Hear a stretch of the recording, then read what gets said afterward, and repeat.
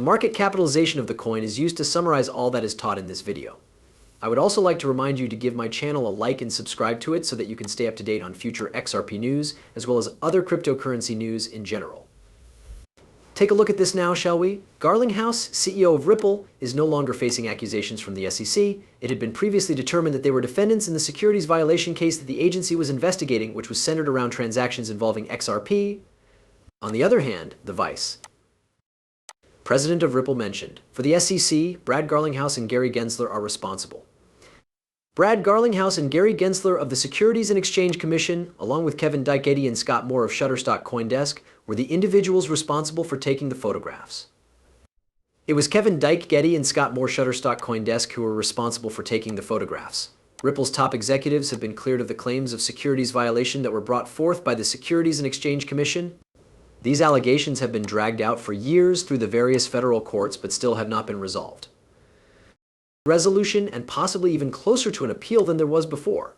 The issue that is currently being considered is one of the bellwethers in the ongoing disagreement between the cybersecurity industry and the Securities and Exchange Commission (SE) regarding the meaning of security.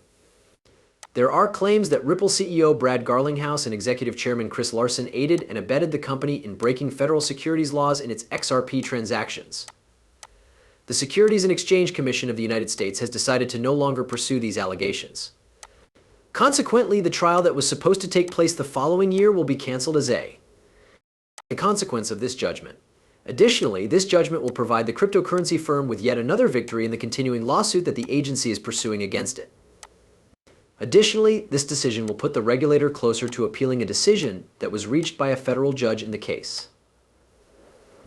An agreement was reached between the parties so that they would voluntarily dismiss the allegations of aiding and abetting that were brought against the two executives with prejudice, as stated in a document that was delivered on Thursday afternoon. There will be no further recourse for the allegations. As indicated in the complaint, the Securities and Exchange Commission will move forward with the accusations that it has brought against Ripple moving forward.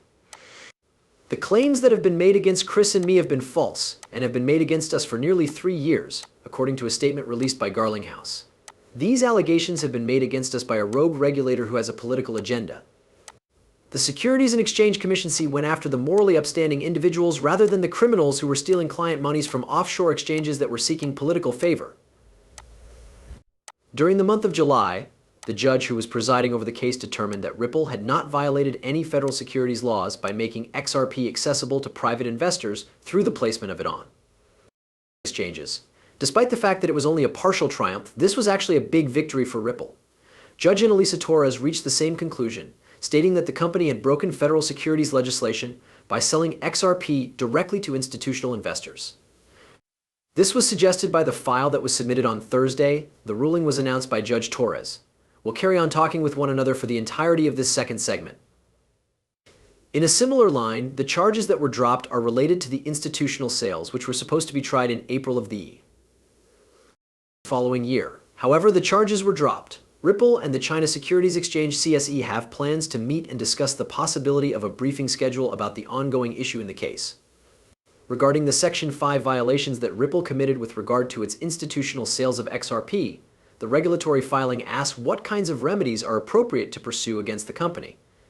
In response to the question, the representative of the SEC declined to respond. In a press release that was distributed by Ripple, the transaction was referred to as a surrender, but the initial pursuit was alluded to as foolish theatrics. The attempt that they made, however, was not successful. According to the advertising, the Securities and Exchange Commission has been investigating cryptocurrency companies that it believes violate securities rules. However, it has run into a number of legal roadblocks along the way. Although Gary Gensler, the chair of the Securities and Exchange Commission, has asserted that virtually all cryptocurrencies ought to be viewed as securities that fall under the jurisdiction of the agency, this is not the case. These court battles may end up determining the norms by which the United States government deals with digital assets, according to statements made by judges in the United States on a consistent basis. Because of this, it is highly unlikely that Congress would approve any legislation regulating cryptocurrencies in the near future. While this is going on, Ripple has announced that it is currently performing approximately 90% of its operations outside of the borders of the United States by this point. CBO Digital's chief legal officer, Catherine Kirkpatrick, stated in a post on the platform, which was once known as Twitter, that the organization may have discontinued the actions against the individuals as a legal strategy. This statement was made because the platform was formerly known as Twitter. Consequently, they are now able to move forward with the appeal of the Ripple ruling, considerably sooner than they would have been able to do so if they had had to wait until the conclusion of that trial in the late spring. She added in her letter that the court has handed down its summary decision and dropped the remaining accusations in the case between the Securities and Exchange Commission and the defendant. The years-long legal battle is not even close to being over, despite the advancements that have taken place.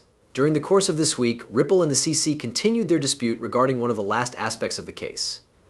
What kinds of records has to be produced by the cryptocurrency issuer in order for the court to be able to impose injunctions and civil penalties? It has been requested by the Securities and Exchange Commission seat that the judge order Ripple to disclose its financial statements for the years 2022 and 2023 in contracts for institutional sales that are dated after the Securities and Exchange Commission brought its initial complaint in December of 2020. Lawyers for the Securities and Exchange Commission have also requested that Ripple disclose the amount of money it made from institutional sales. This is due to the fact that the lawsuit was filed based on contracts that were dated before the complaint. According to Ripple, who referred to the request as occurring at an inappropriate moment, the SEC could have made a request for this evidence during the open discovery process. Additionally, the requests made by the SEC are without foundation and irrelevant. Ripple's legal team submitted a new document to the court on January 19th, according to the document. This is due to the fact that the information that the CC is looking for does not have any influence on the judicial decision about remedies. On January 23rd, the Securities and Exchange Commission CC submitted a court brief in response, using the court's decision from November, which said that discovery relating to remedies would be allowed until February 12, 2024. It asserted that the discovery window was still open. A further argument made by the government was that these documents are essential in order to determine whether or not Ripple has committed any new offenses. Additionally, a complaint was lodged after the sexist incident began.